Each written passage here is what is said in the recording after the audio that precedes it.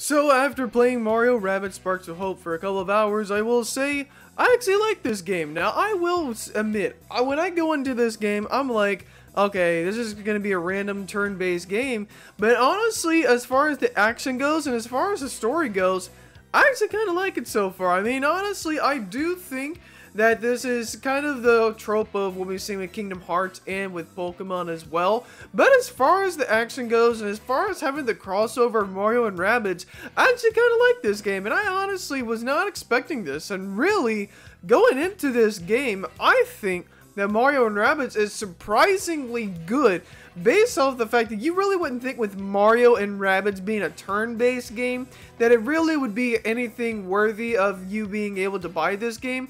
But honestly though, even though it's $60, I will say early on, I really think this is a really good turn-based game.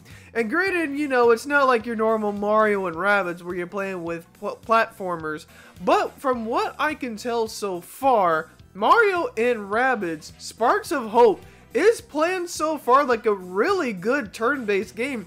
And as someone who really doesn't play that many turn-based games outside of, you know, the good old Pokemon series, what I will say though is that this is a really easy to get into turn-based game too. I went to this game blind thinking, okay, maybe this is going to be, you know, not too bad. And even playing on normal difficulty, I will say this game still is a little bit of a challenge. And occasionally there's the occasional puzzle that you do have to deal with, which is again not too much because it's basically focusing more on the story. And again, this game really doesn't seem like you have to know the game and you have to know a lot of the strategy involved with it, but still, this again is a game that I was not expecting to really like.